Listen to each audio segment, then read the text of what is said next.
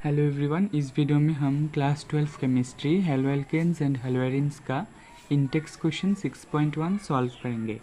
यहाँ पर दिया हुआ है write structures of the following compounds. हमें कंपाउंड्स का नाम दिया हुआ है, IUPAC नाम। उसके बेसिस पर हमें इनका स्ट्रक्चर ड्रॉ करना है। तो स्ट्रक्चर ड्रॉ करने में सबसे पहले आपको देखना है वर्ड रूट क्या है। ठीक है, यहाँ पर वर्ड रूट है पेंट, यानी कि यहाँ पर 5 कार्बन है। तो यहाँ पर सबसे पहले हम 5 कार्बन लगा देते हैं। 3, 4, 5। क्योंकि यहाँ पर N लगा हुआ है, यानी कि ये एक एल्केन है, यानी कि कार्बन कार्बन सभी में डबल बॉन्ड नहीं है, सभी में सिंगल बॉन्ड है। अब देखते हैं हम सब्स्टिट्यूएंट या फिर फंक्शनल ग्रुप पर। 2 पोजीशन पर क्लोरो लगा हुआ है, 3 पोजीशन पर मिथाइल लगा हुआ है। किसी भी तरफ से 1, 2 पोजीशन पर क्लोरो लगा दो, यानी कि क्लोरीन ग्रुप। 3 पोजीशन पर मिथाइल लगा दो, यानी कि CH3 हो गया। अब बाकी सारे कार्बन का वैलेंसी कंप्लीट कर दो। यहाँ पर 2 बॉन्ड ऑलरेडी है तो CH2 हो जाएगा। यहाँ पर 3 बॉन्ड है तो CH होगा। यहाँ पर भी 3 बॉन्ड है तो CH होगा। यहाँ पर 1 बॉन्ड है तो CH3 होगा। अब देखते हैं इसका सेकंड पार्ट। सेकंड पार्ट में हमें कंपाउंड का नाम दिया हुआ है 1 क्लोरो 4 इथाइल साइक्लोहेक्सेन। तो यहाँ पर वर्ड रूट है हेक्सेन, यानी कि 6 कार्बन है, और यहाँ पर साइक्लो लगा हुआ है, यानी कि ये एक रिंग टाइप स्ट्रक्चर होगा। तो हम सबसे पहले ये बना लेते हैं। ये हो गया हमारा 6 कार्बन, 1, 2, 3, 4, 5, 6। यहाँ पर हम डबल बॉन्ड नहीं देंगे क्योंकि ये बेंजीन नहीं है, ये साइक्लोहेक्सेन है। 1 पोजीशन पर क्लोरो, तो किसी भी पोजीशन पर लगा दो तो भी 1 पोजीशन हो जाएगा। और इसके रेस्पेक्ट में 4 पोजीशन पर इथाइल, यानी कि ये अगर 1 हो गया, 1, 2, 3, 4, ये 4 होगा। इस पोजीशन पर इथाइल, यानी कि C2H5। ठीक है, इजी था। देखते हैं थर्ड क्वेश्चन। थर्ड क्वेश्चन है 4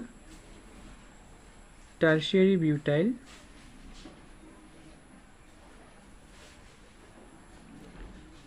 3 आयोडो हेप्टेन। ठीक है, तो यहाँ पर भी हम सबसे पहले क्या करेंगे, वर्ड रूट को फोकस करेंगे, जो कि है हेप्टेन, यानी कि 7 कार्बन कार्बन सिंगल बॉन्ड वाला रिंग। 1, 2, 3, 4, 5, 6, 7। इसके 4 पोजीशन पर टर्शियरी ब्यूटाइल लगा हुआ है और 3 पोजीशन पर आयोडो। किसी भी पोजीशन को 3 मान लो, यानी कि किसी भी साइड से नंबरिंग कर दो। 1, 2, 3। ये 3 पोजीशन पर आयोडीन लगा हुआ है, इसलिए 3 आयोडो। 4 पोजीशन पर एक ऐसा ब्यूटाइल ग्रुप लगा हुआ है जो टर्शियरी डिग्री है, यानी कि 3 डिग्री है। तो ये कैसा होगा, ऐसा CH3 CH3 CH3। तभी तो ये कार्बन 3 और कार्बन से जुड़ा हुआ है, तो ये कार्बन 3 डिग्री होगा। राइट, हो गया। अब हम कार्बन का वैलेंसी कंप्लीट कर देते हैं। यहाँ पर 1, यहाँ पर 1, यहाँ पर 2, यहाँ पर 2, यहाँ पर 1। हो गया स्ट्रक्चर। आई होप आपको समझ में आया होगा। देखते हैं फोर्थ पार्ट।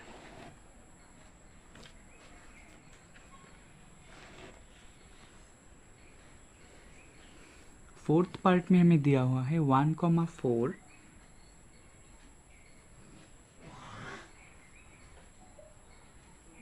डाइब्रोमो ब्यूट 2 इन। राइट, तो यहाँ पर वर्ड रूट को फोकस करेंगे हम। ब्यूट है, यानी कि 4 कार्बन। ये हो गया हमारा 4 कार्बन हो गया। हमने 4 कार्बन ड्रॉ कर लिया। अब देखो ब्यूट 2 इन, यानी कि 2 पोजीशन पर डबल बॉन्ड लगा हुआ है। अगर ये 1 पोजीशन है, ये 2 पोजीशन है, ये 3 है और ये 4 है, यानी कि 2 और 3 के बीच में डबल बॉन्ड होगा। हो गया। 1 पोजीशन पर और 4 पोजीशन पर 2 ब्रोमीन ग्रुप लगा हुआ है, तो लगा दो। ये 1 पोजीशन पर ब्रोमीन, 1 2 3 4 पोजीशन पर एक और ब्रोमीन हो गया। अब हम कार्बन का वैलेंसी कंप्लीट कर देंगे। इसका 3 बॉन्ड तो CH, इसका भी 3 बॉन्ड तो CH, इसका 2 बॉन्ड तो CH2 हो गया कंप्लीट स्ट्रक्चर। ठीक है, अब देखते हैं इंटेक्स क्वेश्चन का 6.1 का लास्ट पार्ट, यानी कि 5th question, Roman 5। 1 bromo,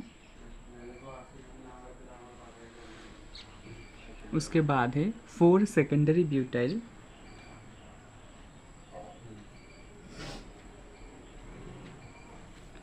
then 2 methyl benzene,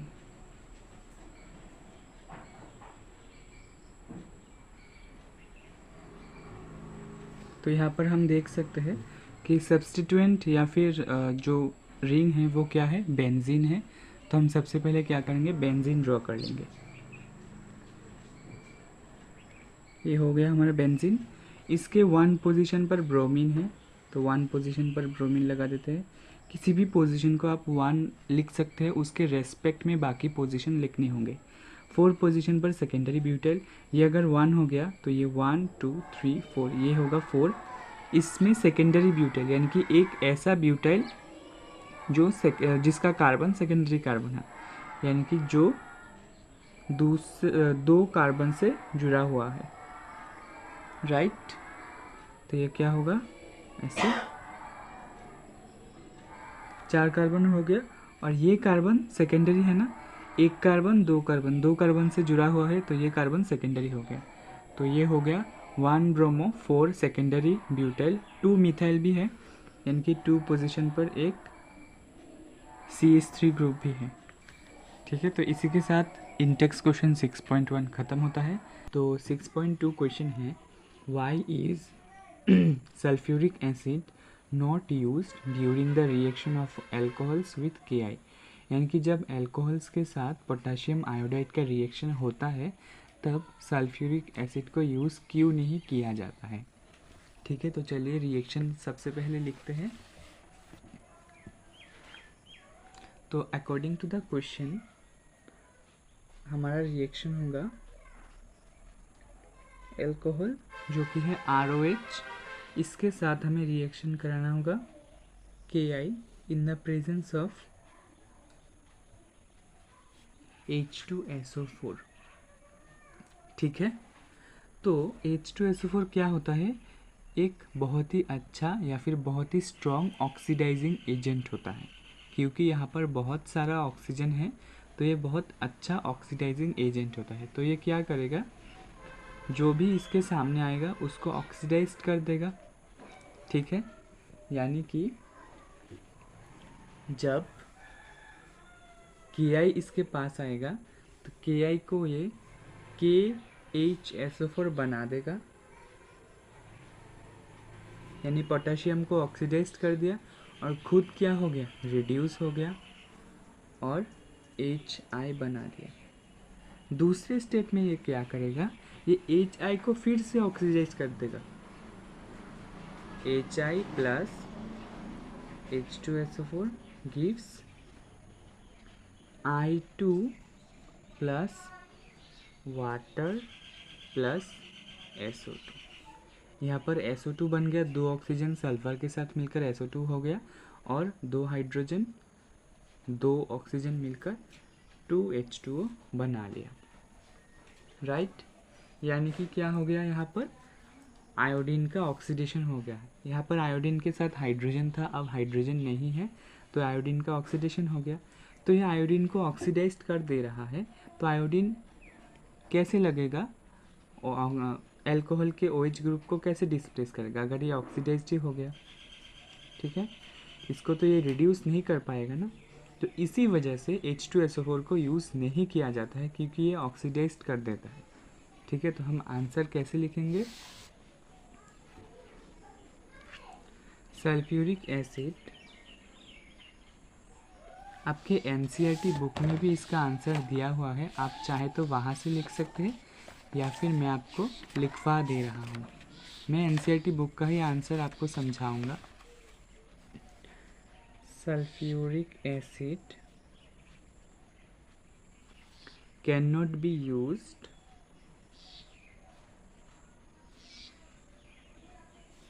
along with Ki, यानी कि potassium iodide, in the conversion of an alcohol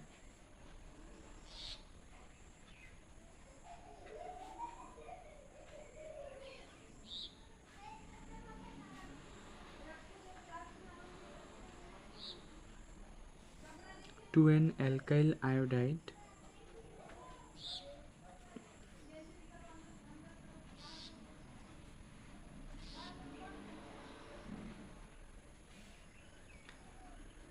as it converts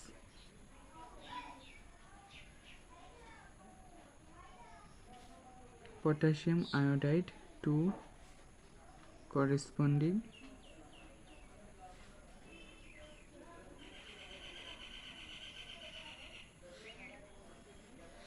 acid HI, which is then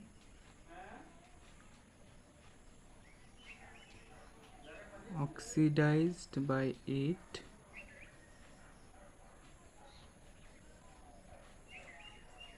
to I2। ठीक है, यानी कि पोटेशियम आयोडाइड को उसके कॉरेस्पॉन्डिंग एसिड में oxidised कर देता है और HI को क्या कर देता है, आयोडीन में ऑक्सीडाइज्ड कर देता है। आई होप आपको समझ में आया होगा। अब देखते हैं इंटेक्स क्वेश्चन 6.3। इंटेक्स्ट क्वेश्चन 6.3 6.3 है write structures of different dihalogen derivatives of propane, यानी कि हमें प्रोपेन का डिफरेंट डाइहेलोजन डेरिवेटिव का स्ट्रक्चर ड्रॉ करना है और उनका नाम भी करना है। ठीक है, इजी क्वेश्चन है बहुत। क्योंकि यहाँ पर वर्ड रूट प्रोपेन दिया हुआ है तो हम सबसे पहले क्या करेंगे, कितने कार्बन बनाएंगे, 3 कार्बन। ठीक है, और दिया हुआ है डाई हेलोजन तो 2 हेलोजन होगा, कोई भी हेलोजन लगा दो। मैं ब्रोमीन चूज कर रहा हूँ तो एक होगा यहाँ पर, एक होगा यहाँ पर, ये एक पॉसिबिलिटी हो गया। तो यहाँ पर H लगा देंगे, सॉरी H2। ठीक है, ये एक पॉसिबिलिटी हो गया। दूसरा पॉसिबिलिटी हो सकता है ये ये हमने क्या किया, एक दोनों ब्रोमीन को दोनों टर्मिनल कार्बन पर लगा दिया, तो ये एक पॉसिबिलिटी हो गया। दूसरा पॉसिबिलिटी ये हो सकता है कि एक ब्रोमीन एक टर्मिनल कार्बन पर लगा हुआ है और दूसरा ब्रोमीन मिडिल वाले कार्बन पर लगा हुआ है। ठीक है, ऐसा भी हो सकता है। तो ड्रॉ कर लेते हैं, इस वाले कार्बन पर एक ब्रोमीन लगा हुआ है तो ये होगा CH और ये होगा CH2, ये भी एक पॉसिबिलिटी हो गया। तीसरा पॉसिबिलिटी क्या होगा कि ये दोनों ब्रोमीन सेम ही कार्बन पर लगा हुआ है, ऐसे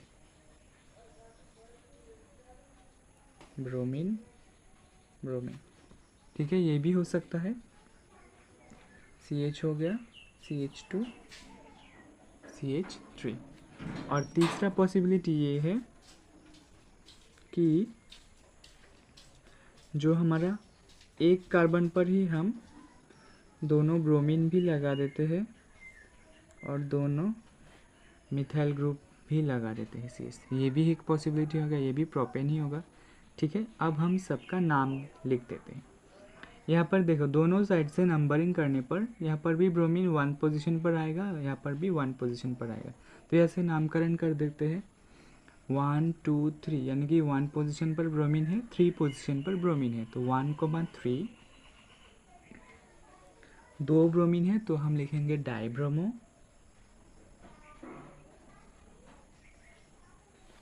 और कितने कार्बन का चेन है, 3 कार्बन का, तो प्रोप सारे सिंगल बॉन्ड है तो एन, ठीक है। इसी तरह इसको क्या लिखेंगे, 1 2 यानी कि 1,2 dibromo,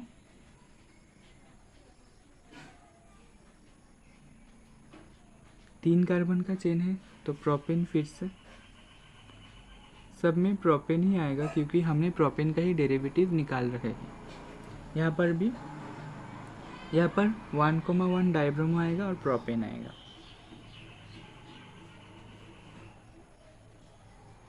one comma one dibromo propane. इसी तरह यहाँ पर भी क्या होगा, 1,1 डायब्रोमो, 1,1 हाँ सॉरी 2,2 डायब्रोमो प्रोपेन।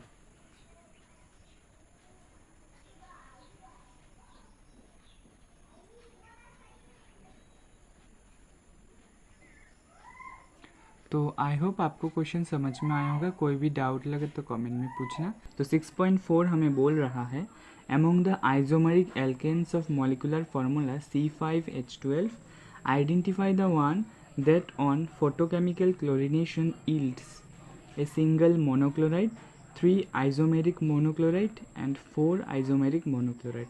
यानी कि हमें इस फॉर्मूला से कुछ ऐसे स्ट्रक्चर्स बनाने पड़ेंगे जिसका अगर हम क्लोरीनेशन करें तो वो एक सिंगल मोनोक्लोराइड दे, उसके बाद 3 सिमिलर टाइप के मोनोक्लोराइड्स दे और 4 सिमिलर टाइप के मोनोक्लोराइड्स दे, ठीक है। तो चलिए सॉल्व करते हैं। एज पर द क्वेश्चन हमारे पास फॉर्मूला है C5H12। मॉलिक्यूलर फॉर्मूला हम सबसे पहले लिख लेंगे C5H12।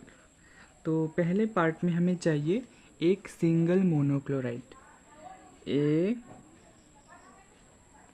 Single monochloride. तो सिंगल यानी कि सिर्फ एक ही टाइप का हमें मोनोक्लोराइड मिलेगा। तो हमें हाइड्रोजन और इसको ऐसे अरेंज करना होगा कि सारे सेम टाइप के हो, यानी कि फाइनल प्रोडक्ट सिर्फ एक ही हो। तो इसका एक ही पॉसिबल स्ट्रक्चर होगा। अगर हमने 4 डिग्री कार्बन बना दिया तो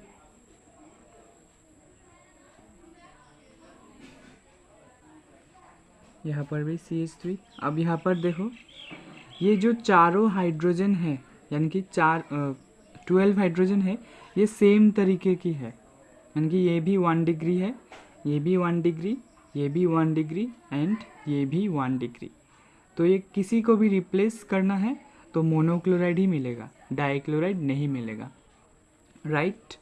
अगर आप इसको करना चाहे तो कर सकते हैं, किसी एक को रिप्लेस कर दो तो CH2Cl हो जाएगा, यहाँ पर CH3, यहाँ पर CH3 और यहाँ पर CH3। अब देखो, मैंने यहाँ से हाइड्रोजन हटाया है, सेम बात होता अगर मैंने यहाँ से हटाया होता या फिर यहाँ से और या फिर यहाँ से, क्योंकि चारों जो सेट्स है ना वो इक्विवेलेंट सेट्स है, वो सिमिलर सेट्स है।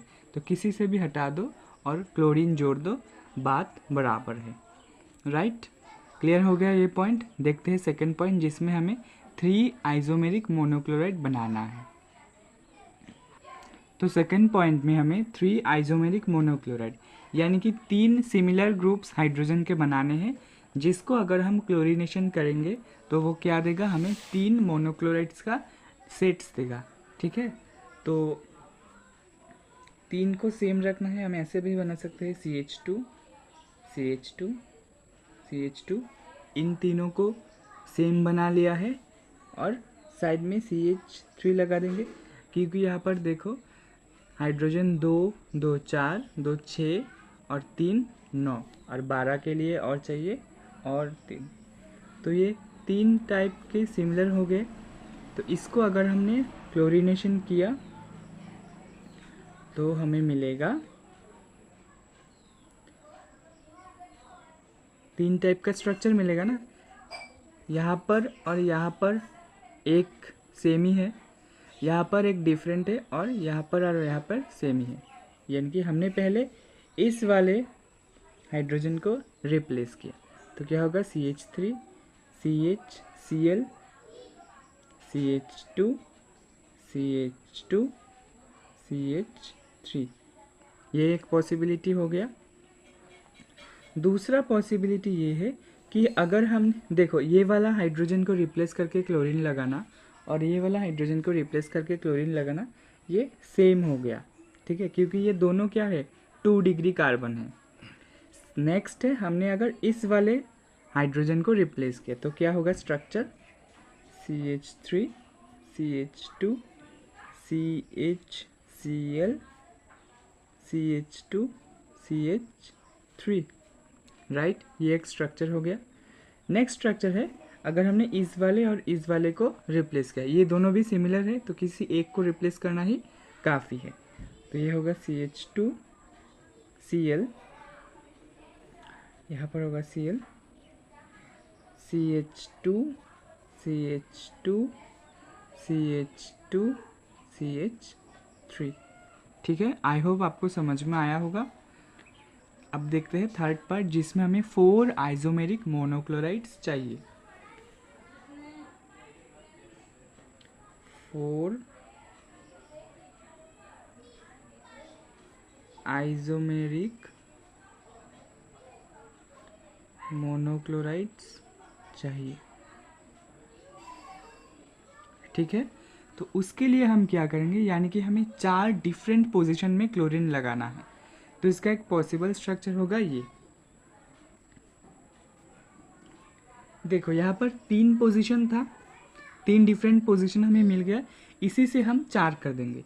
अगर मैंने इस CH3 को यहाँ पर लगा दिया तो ये डिफरेंट हो गया ना, ये एक पोजीशन हो गया, ये दूसरा पोजीशन हो जाएगा, ये तीसरा और ये चौथा, तो यानी कि तो इसका स्ट्रक्चर होगा कुछ ऐसे।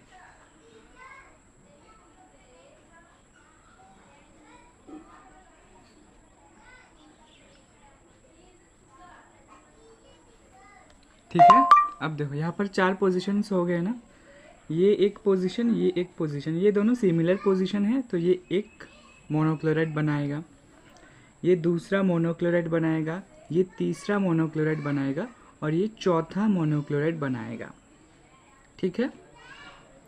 अगर आप करना चाहें तो कर सकते हैं क्लोरीनेशन से।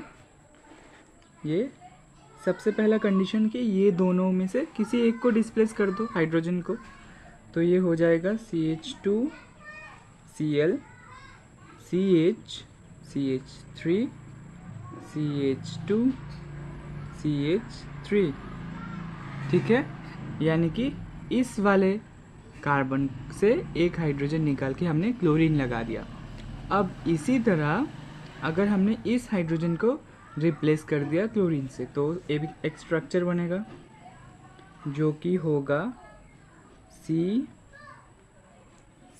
नीचे CH3, CH2, CH3, ये एक स्ट्रक्चर हो सकता है।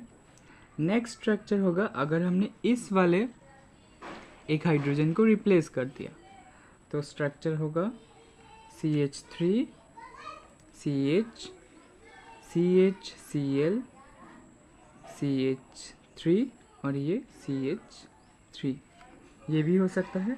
और लास्ट पॉसिबल स्ट्रक्चर होगा कि अगर हमने इस वाले एक हाइड्रोजन को रिप्लेस करके क्लोरीन लगा दिया तो स्ट्रक्चर होगा CH3, CH, CH2, Cl, CH2, CH3।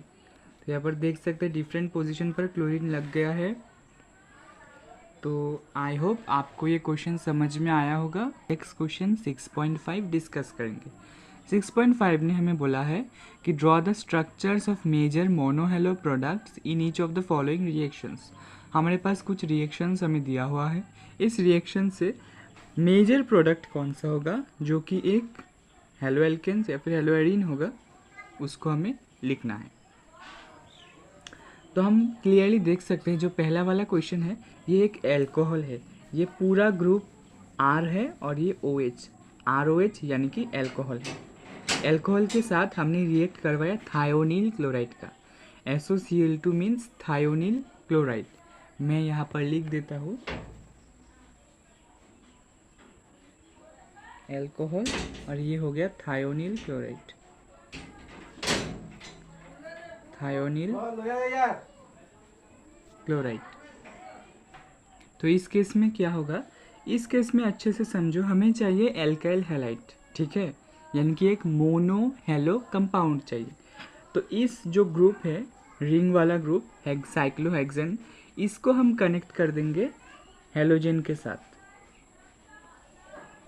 Halogen यहाँ पर कौन है, क्लोरीन, तो एक OH गया, एक क्लोरीन लगा, उसके बाद बाई प्रोडक्ट क्या क्या बनेगा देखो, इस O और H को अलग अलग कर दो, ये वाला H अलग हो गया, यहाँ से एक क्लोरीन बच गया है, क्योंकि 2 क्लोरीन था, एक क्लोरीन रिंग के साथ जुड़ गया है और एक क्लोरीन हाइड्रोजन के साथ जोड़ होकर HCl बनाएगा। दूसरा ऑक्सीजन बच गया है, ऑक्सीजन और SO मिलकर SO2 गैस बनाएगा, सल्फर डाइऑक्साइड, ठीक है। तो ये वाला रिएक्शन हो गया। अब देखते हैं सेकंड पार्ट। सेकंड पार्ट में हमें दिया हुआ है ये वाला स्ट्रक्चर, हम बना लेते हैं। बेंजीन, पैरा पोजीशन पर NO2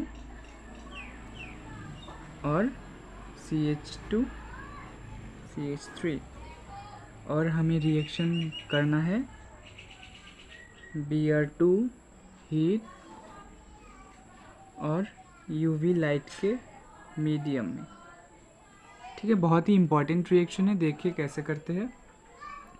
तो इस रिएक्शन में हमें देखना होगा कि जो NO2 प्रेजेंट है यहाँ पर, ये वाला जो NO2 है, ये है इलेक्ट्रॉन विड्रॉइंग ग्रुप, ठीक है, ये है इलेक्ट्रॉन विड्रॉइंग ग्रुप।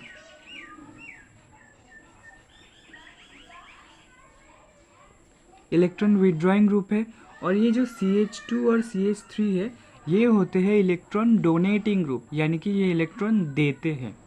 तो ये क्या करेगा, ये नाइट्रो ग्रुप जो है इलेक्ट्रॉन विड्रॉइंग शो करते हैं, ये बेंजीन रिंग से इलेक्ट्रॉन डेंसिटी को अपनी तरफ अट्रैक्ट करेगा। तो बेंजीन रिंग में इलेक्ट्रॉन कम हो गया, ठीक है। अब बेंजीन रिंग अपने आप को स्टेबलाइज करने के लिए इन दोनों इलेक्ट्रॉन डोनेटिंग ग्रुप से इलेक्ट्रॉन लेगा। तो इन दोनों में से किसका इलेक्ट्रॉन कम होगा, जो बेंजीन रिंग से अच्छे से कनेक्टेड है, जो पास में कनेक्टेड है। तो पास में कनेक्टेड CH2 है या CH3 है, हम देख सकते हैं CH2 है, यानी कि CH2 में हम देख सकते हैं कि पार्शियल पॉजिटिव चार्ज डेवलप्ड होगा, ठीक है।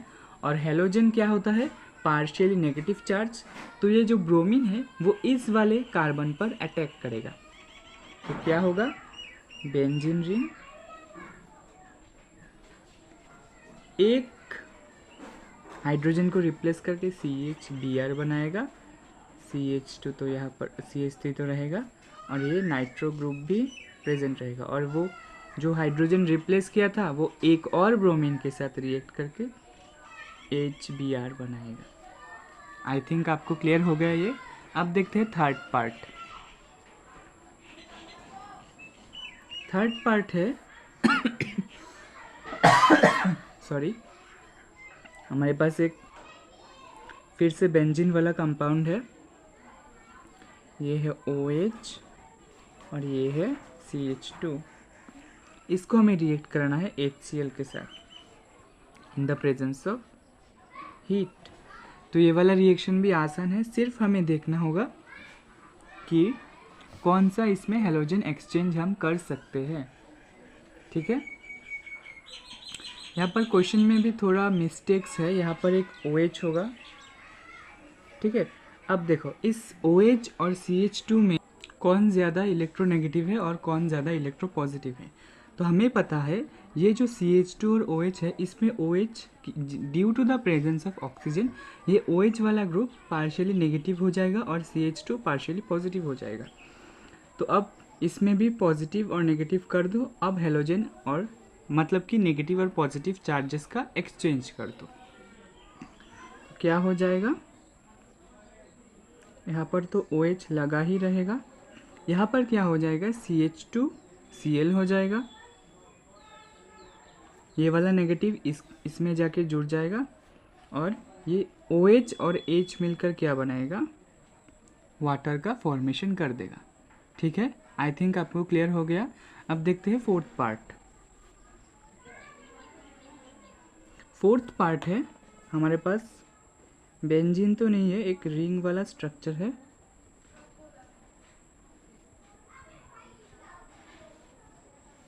ये वाला है और हमें इसका रिएक्शन करवाना है। ठीक है, मैंने शायद गलती कर, अच्छा ठीक है, फोर्थ वाला पार्ट है। तो ये बहुत ही इजी रिएक्शन है, इसमें हम करेंगे मार्कोनिकोव्स एडिशन। मार्कोनिकोव्स एडिशन क्या बोलता है कि जहाँ पर हाइड्रोजन ज़्यादा है उसमें और हाइड्रोजन लगा दो, जहाँ पर हाइड्रोजन कम है वहाँ पर हेलोजन लगा दो। तो अगर हमने इस डबल बॉन्ड को ब्रेक कर दिया तो ये होगा CH3। अब यहाँ पर कार्बन का वैलेंसी देखो 1 2 3, इसमें हेलोजन लगा दो तो ये हो गया हमारा प्रोडक्ट। फिफ्थ पार्ट देखते हैं। फिफ्थ पार्ट है CH3 CH2 Br plus NaI। ये हो गया आपका फिंकलस्टीन रिएक्शन। इसमें भी आप हेलोजन एक्सचेंज करेंगे। ये वाला इलेक्ट्रॉन डोनेटिंग ग्रुप है तो पॉजिटिव चार्ज होगा, हेलोजन नेगेटिव चार्ज। मेटल है positive charge, halogen negative charge. Halogens का एक्सचेंज कर दो तो CH3 CH2I हो जाएगा और NaBr हो जाएगा। CH3 CH2I और Na और Br जुड़ जाएगा। ठीक है, हेलोजन एक्सचेंज फिंकलस्टीन रिएक्शन। अब देखते हैं इस 6.5 का लास्ट पार्ट, जो कि है ये भी बेंजीन नहीं है, एक रिंग स्ट्रक्चर है प्लस Br2। तो ये हम देखते हैं प्रेजेंस होता है यूवी लाइट और हीट के प्रेजेंस में। तो इसमें क्या होगा, इसमें होगा एलाइलिक एडिशन। ठीक है, एलाइलिक यानी कि कार्बन कार्बन डबल बॉन्ड का एडजेसेंट कार्बन। तो जब भी कोई एक एल्किन रिंग या फिर साइक्लो एल्किन दिया हुआ है आपको और ब्रोमिनेशन कराना है, यानी कि ब्रोमीन ऐड करना है या फिर क्लोरीन ऐड करना है, जो भी हेलोजन ऐड करना है, आप हमेशा करोगे एलाइलिक एडिशन, यानी कि इसके एलाइलिक कार्बन पर आप ब्रोमीन लगा देंगे। ये कार्बन कार्बन डबल बॉन्ड है, इसका एडजेसेंट वाला है एलाइलिक कार्बन, इसमें आप ब्रोमीन लगा देंगे। इसमें एक हाइड्रोजन निकल के हमने ब्रोमीन लगाया है। ठीक है, तो ये वाला हो जाएगा। जिसमें हमें पूछा गया है arrange each set of compounds in order of increasing boiling points. Boiling point के इंक्रीजिंग ऑर्डर में हमें इन चारों कंपाउंड्स को अरेंज करना होगा। तो इसको हम कैसे करेंगे, सबसे पहले हम क्या करेंगे, इस नाम से हम स्ट्रक्चर ड्रॉ कर लेंगे तो हमें आसानी होगा कि किसका बॉइलिंग पॉइंट ज़्यादा होगा एंड किसका कम होगा। तो सबसे पहले है ब्रोमोमीथेन। ब्रोमोमीथेन का स्ट्रक्चर ड्रॉ कर लेते हैं। मीथेन CH4 होता है, एक हाइड्रोजन हटा के ब्रोमीन लगा देंगे तो ब्रोमोमीथेन हो जाएगा। ठीक है, ये सपोज ले लेते हैं A। नेक्स्ट है ब्रोमोफॉर्म, ये है CHBr3। लेट्स से इसको ले लेते हैं हम B। नेक्स्ट है क्लोरोमीथेन CH3Cl, इसको लेट कर लेते हैं C। नेक्स्ट है डाईब्रोमोमीथेन यानी कि CH2Br2 एंड इसको हम ले लेते हैं D। तो हमें पता है जो बॉइलिंग पॉइंट्स का डिक्रीजिंग ऑर्डर होता है वो क्या होता है, वो होता है आयोडीन का, यानी कि सेम एल्काइल ग्रुप के लिए आयोडीन का बॉइलिंग पॉइंट सबसे ज़्यादा होता है, उसके बाद ब्रोमीन का, उसके बाद क्लोरीन का एंड सबसे कम होता है फ्लोरीन का। ठीक है, क्योंकि बॉइलिंग पॉइंट जो होता है वो साइज के डायरेक्टली प्रोपोर्शनल होता है। तो इससे हमें क्या पता चल गया कि क्लोरीन का बॉइलिंग पॉइंट ब्रोमीन से कम होगा, यानी कि क्लोरीन वाला कम होगा। राइट, तो क्लोरोमीथेन सबसे कम होगा क्योंकि क्लोरीन यहाँ पर एक में ही लगा हुआ है तो ये सबसे कम होगा, यानी कि C का सबसे कम होगा। देन उसके बाद देखो तीनों में ब्रोमीन लगा हुआ है, लेकिन एक में एक ब्रोमीन, एक में 3 ब्रोमीन, एक में 2 ब्रोमीन। तो सबसे कम किसका होगा, जिसका एक ब्रोमीन है। राइट, ब्रोमोमीथेन ए, उसके बाद 2 ब्रोमीन वाला यानी कि डी, एंड उसके बाद 3 ब्रोमीन वाला यानी कि बी। तो increasing order of boiling point हो जाएगा ये। ठीक है, बिल्कुल इजी क्वेश्चन है and also very important question. अब देखते हैं इसका सेकंड पार्ट। सेकंड पार्ट में है 1 क्लोरोप्रोपेन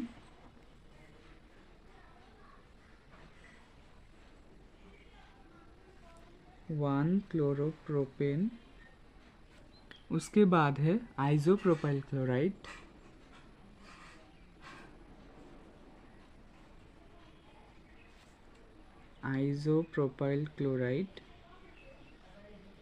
उसके बाद है 1 क्लोरोब्यूटेन।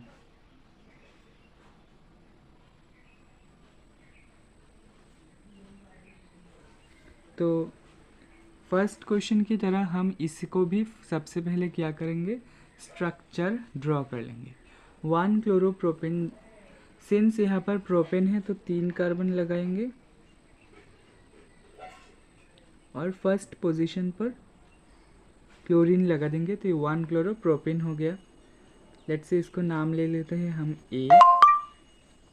सेकंड है आइसोप्रोपाइल क्लोराइड। आइसोप्रोपाइल ग्रुप ऐसे होता है CH3 CHCl और यहाँ पर CH3, ये है आइसोप्रोपाइल ग्रुप और क्लोराइड लगा हुआ है तो आइसोप्रोपाइल क्लोराइड, सॉरी, इसको हम नाम देते हैं B।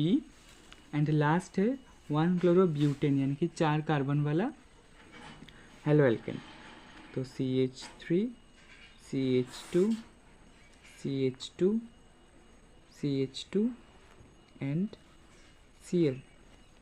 लेट्स से इसको नाम देते हैं C। तो बॉइलिंग पॉइंट जो होता है वो डिक्रीज करता है विथ इंक्रीज इन ब्रांचिंग, यानी कि जैसे जैसे हमारा कार्बन चेन छोटा होता जाएगा ब्रांचिंग की हेल्प से, उसका बॉइलिंग पॉइंट वैसे ही कम होता जाएगा। तो इन तीनों ऑप्शंस में से ऑप्शन बी में यानी कि बी पार्ट में ब्रांचिंग है तो इसका बॉइलिंग पॉइंट सबसे कम होगा, राइट, यानी कि बी सबसे कम होगा। उसके बाद किसका होगा, देखो यहाँ पर 3 कार्बन है और यहाँ पर 4 कार्बन है, किसका मास ज़्यादा होगा, जिसका कार्बन चेन ज़्यादा बड़ा होगा उसका मास भी ज़्यादा होगा एंड उसका बॉइलिंग पॉइंट भी ज़्यादा होगा। तो इसके हिसाब से ये ब्यूटेन वाला ज़्यादा बॉइलिंग पॉइंट वाला होगा और ये प्रोपेन वाला कम बॉइलिंग पॉइंट वाला होगा। तो इसका पहले होगा एंड लास्ट में सी का होगा। ठीक है, आई होप आपको समझ में आया होगा। इस क्वेश्चन में हमें बोला गया है which alkyl halide from the following pairs would you expect to react more rapidly by an SN2 mechanism, explain your answer. हमें कुछ पेयर्स ऑफ हेलोएल्केन्स दिया हुआ है, इनमें से कौन सा SN2 मैकेनिज्म में ज़्यादा तेज़ी से रिएक्शन करेगा और क्यों करेगा, एक्सप्लेन भी करना है। तो हमें पता है जो SN2 रिएक्शन होता है उसके लिए फॉर SN2 रिएक्शन रिएक्टिविटी का ऑर्डर क्या होता है, 1 डिग्री सबसे ज़्यादा रिएक्टिव होता है, उसके बाद 2 डिग्री एंड उसके बाद 3 डिग्री, यानी कि जो भी हमारा हैलाइड 1 डिग्री होगा वो सबसे अच्छे से रिएक्ट करेगा due to less steric hindrance. ठीक है, तो हमें इन दोनों कंपाउंड में से कौन डिग्री है ये पता करना होगा। तो यहाँ पर हेलोजन लगा हुआ है, ये वाला हेलोजन इस कार्बन के साथ कनेक्टेड है और ये वाला कार्बन डायरेक्टली एक और कार्बन के साथ कनेक्टेड है, यानी कि क्योंकि ये सिर्फ एक कार्बन के साथ कनेक्टेड है तो ये हो जाएगा हमारा 1 डिग्री। ठीक है, अब हम देखेंगे इसमें ब्रोमीन लगा हुआ है इस कार्बन पर और ये वाला कार्बन यहाँ पर भी एक कार्बन से कनेक्टेड है, यहाँ पर भी एक कार्बन से कनेक्टेड है, यानी कि हेलोजन से जुड़ा हुआ कार्बन फर्दर 2 कार्बन से कनेक्टेड है, यानी कि इसका डिग्री हो जाएगा 2 डिग्री। तो कौन सा ज़्यादा स्टेबल होगा, क्योंकि हमें पता है 1 डिग्री सबसे ज़्यादा स्टेबल होता है SN2 मैकेनिज्म के लिए, तो यहाँ पर 1 डिग्री और 2 डिग्री के कंपैरिजन में 1 डिग्री ज़्यादा स्टेबल होगा क्योंकि यहाँ पर लेस स्टेरिक हिंड्रेंस है। ठीक है, therefore CH3 CH2 CH2 CH2 Br is 1 degree and more reactive towards SN2 mechanism. SN2 mechanism due to less steric hindrance, ऐसे लिख देंगे हम.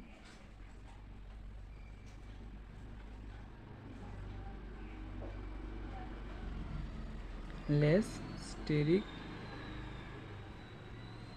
hindrance, right? अब देखते हैं सेकेंड पार्ट. सेकेंड पार्ट में हमें दिया हुआ है ये वाला स्ट्रक्चर CH3 CH2 CH, यहाँ पर ब्रोमीन और यहाँ पर CH3, या फिर CH3 CBr और यहाँ पर CH3 CH3. ये भी बहुत इजी क्वेश्चन है. हमें सिर्फ क्या करना होगा, हेलोजन के साथ जो कार्बन कनेक्टेड है उस कार्बन का डिग्री पता करना होगा. तो यहाँ पर ब्रोमीन है, ये हेलोजन है, ये वाला ब्रोमीन इस कार्बन के साथ कनेक्टेड है और ये वाला कार्बन फर्दर 2 कार्बन के साथ कनेक्टेड है, यानी कि इसका डिग्री क्या हो जाएगा, 2 डिग्री हो जाएगा, राइट. इसी तरह यहाँ पर ब्रोमीन इस कार्बन के साथ कनेक्टेड है और ये फर्दर 3 कार्बन के साथ कनेक्टेड है, यानी कि इसका डिग्री हो जाएगा 3 डिग्री. और हमें पता है 2 डिग्री और 3 डिग्री में से कौन सा ज़्यादा स्टेबल है या फिर कौन सा ज़्यादा रिएक्टिव है. SN2 के लिए 2 डिग्री ज़्यादा रिएक्टिव है. तो ये हो जाएगा CH3 CH2 CHBr CH3 is 2 degree and more reactive towards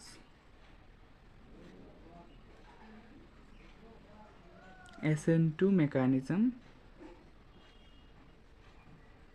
reason वही same, less steric hindrance comparison to this, ठीक है, ड्यू टू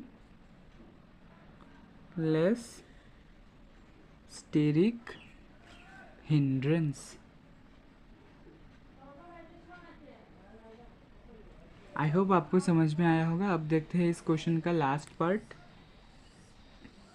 लास्ट पार्ट का स्ट्रक्चर है ये CH3 CH CH2 CH2 Br और यहाँ पर CH3, या फिर CH3 CH2 CH CH2 Br या फिर ये CH3.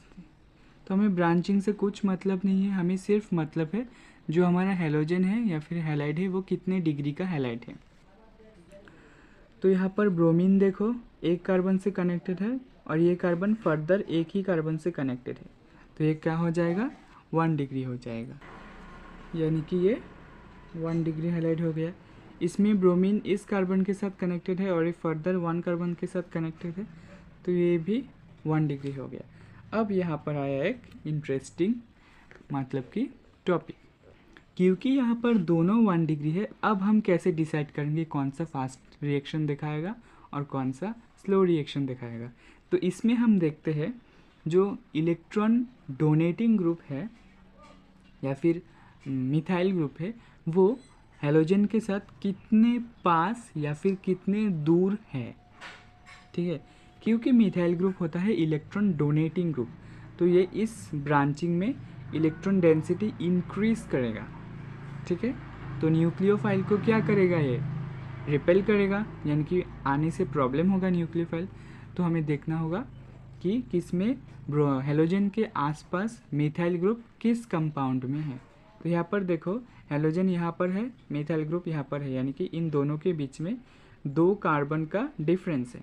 लेकिन यहाँ पर हेलोजन यहाँ पर है, मिथाइल ग्रुप यहाँ पर है, यानी कि इन दोनों के बीच में 1 कार्बन का डिफरेंस है, यानी कि पास कौन सा है, ये वाला पास है। तो ये क्या करेगा, स्टेरिक हिंड्रेंस की तरह बिहेव करेगा और इस कंपाउंड को न्यूक्लियोफाइल की तरफ SN2 मैकेनिज्म में इजी से नहीं अटैक करने देगा। तो ये वाला हमारा फास्टर होगा। ठीक है, हम लिख देंगे CH3 CH3 CH2 Br is more reactive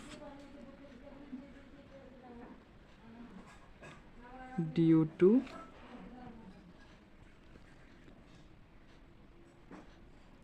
separation, या फिर हम ऐसे लिख देंगे कि due two methyl group is more far from bromine.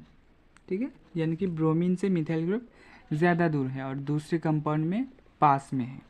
तो आई होप आपको ये क्वेश्चन समझ में आया होगा। नेक्स्ट बहुत ही इजी क्वेश्चन है, तो चलिए देखते हैं। क्वेश्चन है, in the following pairs of halogen compounds which compound undergoes faster SN1 reaction. तो पिछले वीडियो में हमने क्या देखा था, SN2 रिएक्शन के लिए फास्टर रिएक्शन कौन दिखाता है। तो इस वीडियो में हम देखेंगे SN1 रिएक्शन के लिए फास्टेस्ट रिएक्शन कौन दिखाएगा। तो इसके लिए हमें पता होना चाहिए SN1 के लिए रिएक्टिविटी ऑर्डर क्या है। तो रिएक्टिविटी ऑर्डर SN1 के लिए है 3 डिग्री सबसे ज़्यादा स्टेबल होता है, उसके बाद होता है 2 डिग्री एंड देन 1 डिग्री, यानी कि 3 डिग्री हैलाइड जो है वो सबसे अच्छे से दिखाएगा SN1 रिएक्शन। तो हमें क्या करना है, अब दोनों कंपाउंड का डिग्री निकालना है। तो हेलोजन हमारा कनेक्टेड है इस वाले कार्बन से, और ये वाला कार्बन फर्दर 1 2 3 कार्बन से कनेक्टेड है, यानी कि ये 3 डिग्री हैलाइड हो गया। अब यहाँ पर चलते हैं, हेलोजन हमारा कनेक्टेड है इस वाले कार्बन से, और ये वाला कार्बन फर्दर इस साइड 1 और इस साइड 1 2 कार्बन से कनेक्टेड है। तो इसका डिग्री हो जाएगा 2 डिग्री हैलाइड। और 3 डिग्री या 2 डिग्री में से कौन सा ज़्यादा स्टेबल है, 3 डिग्री वाला, यानी कि पहला वाला अच्छे से दिखाएगा SN1 reaction. Therefore, this is 3 degree halide and show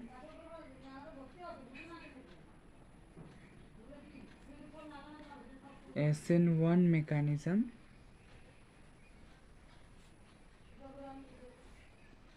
faster। ठीक है, अब देखते हैं सेकंड पार्ट। सेकंड पार्ट में हमें है ये स्ट्रक्चर, ये एक स्ट्रक्चर एंड ये स्ट्रक्चर।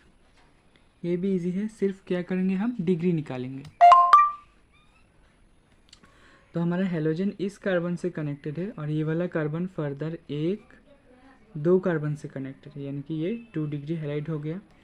यहाँ पर हेलोजन इस कार्बन के साथ कनेक्टेड है और ये कार्बन फर्दर डायरेक्टली एक ही कार्बन से के साथ कनेक्टेड है, यानी कि ये 1 डिग्री हो गया।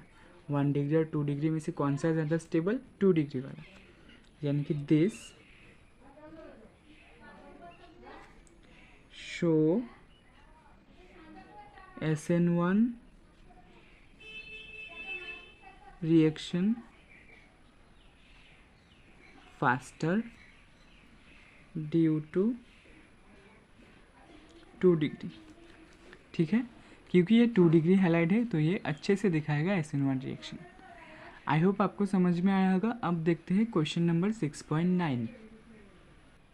6.9 हमें बोल रहा है, identify A B C D E R and R dash in the following. हमारे पास कुछ रिएक्शंस दिया हुआ है, हमें इस रिएक्शन को करके देखना होगा कि ए नाम का प्रोडक्ट क्या हो रहा है, बी नाम का प्रोडक्ट क्या हो रहा है, ऐसे। ठीक है। सो सबसे पहला रिएक्शन है ये बेंजीन रिंग नहीं है, ये एक साइक्लोहेक्सेन है, इस यानी कि ये एक साइक्लोहेलाइड है। इसके साथ हमें रिएक्शन कराना है मैग्नीशियम का in the presence of dry ether. तो हमें पता है ड्राई ईथर के प्रेजेंस में जब हम मेटल के साथ रिएक्शन करवाते हैं तो हमारा क्या बनता है, ग्रिग्नार्ड रिएजेंट बनता है, यानी कि RMgX।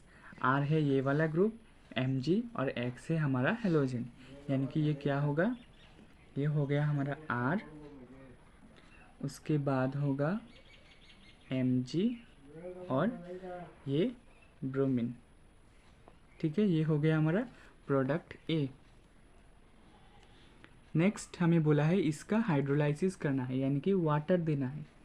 तो हमें पता है जो ग्रिग्नार्ड रिएजेंट होता है, अगर हम उसका हाइड्रोलाइसिस करते हैं तो वाटर के मॉलिक्यूल्स का जो OH नेगेटिव है वो ग्रिग्नार्ड रिएजेंट के साथ जुड़ जाता है, क्योंकि जो ग्रिग्नार्ड रिएजेंट होता है उसमें Mg प्लस Br माइनस होता है, क्योंकि मेटल प्लस है तो ये Mg प्लस Br माइनस होगा। ठीक है, और ये वाला ग्रुप क्या हो जाएगा, नेगेटिव हो जाएगा, यानी कि ऐसे। क्योंकि ये ऑल्दो ये एल्काइल ग्रुप है, ये पॉजिटिव होना चाहिए, क्योंकि जब ये मेटल के साथ रहता है तब मेटल पॉजिटिव होता है, ये नेगेटिव होता है। तो वाटर का OH मैग्नीशियम के साथ जुड़ जाएगा और H इस कंपाउंड को स्टेबल कर देगा। ठीक है, H प्लस माइनस के साथ स्टेबल होके ये वाला रिंग फॉर्मेशन हो जाएगा। तो हमारा प्रोडक्ट होगा ये एक होगा, और MgOH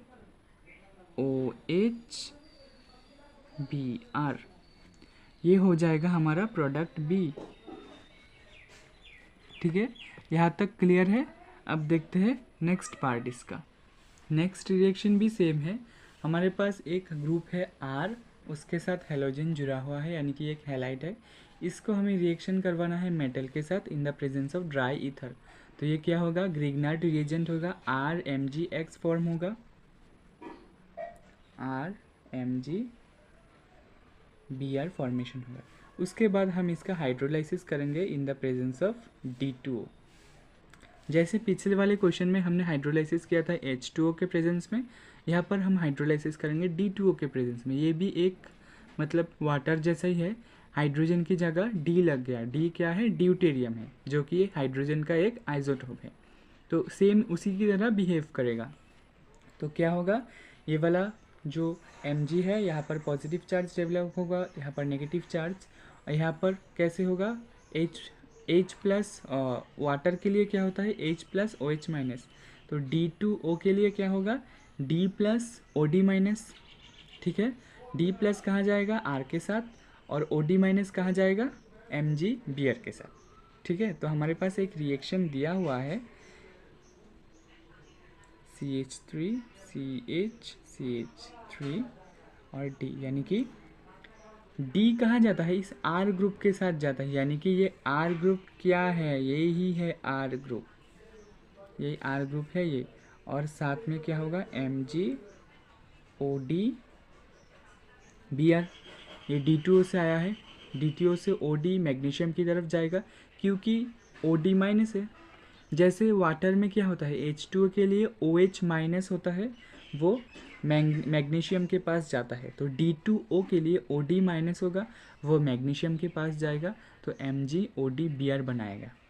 ठीक है, और वहाँ से D प्लस R माइनस के साथ मिलकर ये वाला स्टेबल कंपाउंड बनाएगा। और हमें इससे पता लग गया कि जो R है वो है ये, यानी कि प्रोपेन है। ठीक है, ये बुक में दिया हुआ है।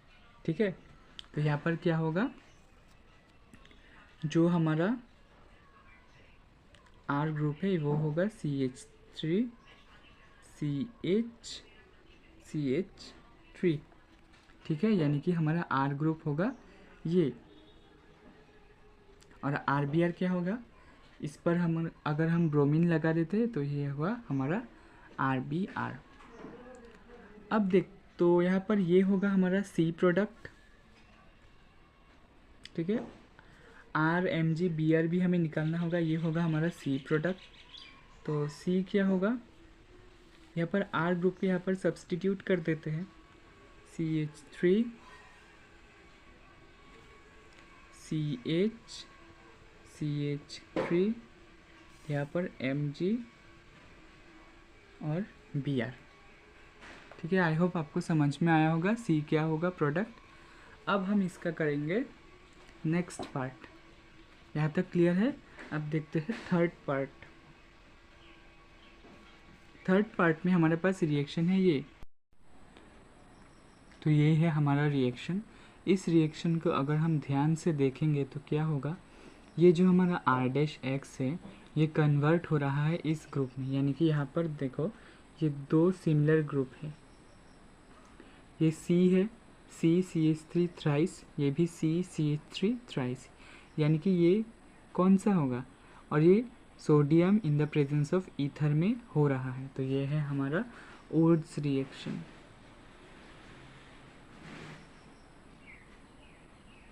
वुड्स रिएक्शन में ही ऐसा होता है कि एल्काइल ग्रुप जो होता है वो sodium in the presence of ether के रिएक्शन में डबल हो जाता है। तो हमारा R- क्या होगा, CH3 होल थ्राइस होगा हमारा R-।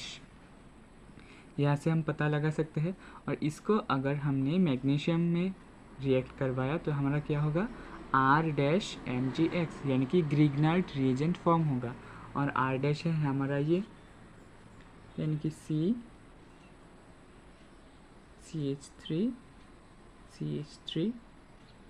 ये R-MgX, ये हो जाएगा हमारा ग्रिग्नार्ड रिएजेंट। अब हमें क्या करना है, इसको करना है हाइड्रोलाइसिस। तो हाइड्रोलाइसिस करेंगे।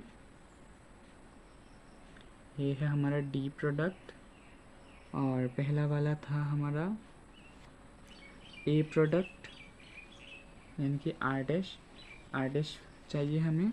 इसको हमने ये करवाया तो हमें R पता चल गया, और R पता चलने के बाद हमने मैग्नीशियम के इसके साथ रिएक्ट करके हमने D पता लगा लिया। अब हमें इसका हाइड्रोलाइसिस करना है।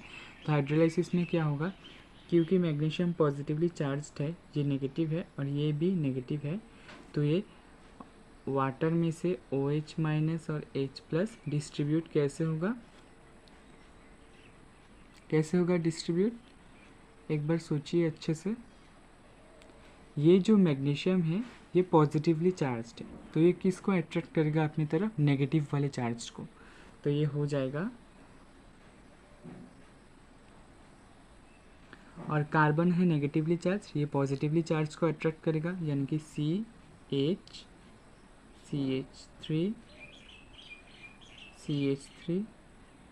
ये एक प्रोडक्ट फॉर्म होगा, हेलो एल्केन नहीं सॉरी हाइड्रोकार्बन, और MgOH फॉर्म होगा, MgOH, यानी कि मैग्नीशियम हाइड्रोक्साइड हैलाइड।